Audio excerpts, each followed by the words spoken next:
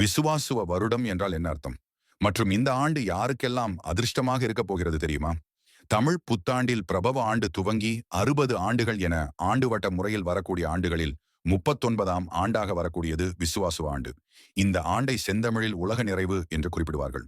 விசுவாவசு என்ற வருடத்திற்கு படிந்திடும், அன்பில் பழகிடும் என்பது அர்த்தமாக இருக்கிறது.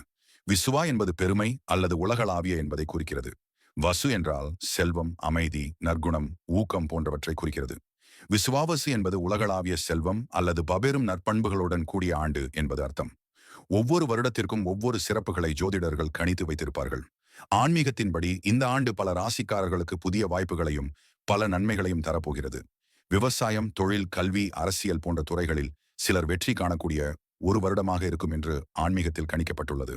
விசுவாச ஆண்டில் நல்ல மழை பெய்து வேளாண்மை செழிக்கும் என்றும் கால்நடை செல்வம் பெருகும் என்றும் கூறப்படுகிறது. ஆனால் குழந்தைகளுக்கு நோய்களால் தொந்தரவு ஏற்படலாம். அதனால் தகுந்த முன்னெச்சரிக்கையுடன் இருக்க வேண்டும். நல்லதும் கெட்டதும் கலந்தே நடக்கும்.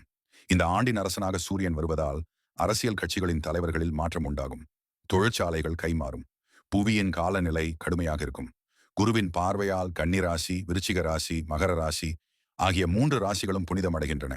குரு பெயர்ச்சிக்கு பிறகு மிதுன குருவின் சஞ்சாரத்தால் துலாம், தனுசு, கும்பம் ஆகிய ராசிகள் புனிதமடைகின்றன. இந்த ராசிக்காரர்களுக்கு இந்த ஆண்டு முழுவதும் வெற்றி வாய்ப்புகள் வீடு தேடி வரும். தொட்டது துளங்கும், தொழில் முன்னேற்றம் ஏற்படுவதற்கான வாய்ப்பு அதிகம் உள்ளது.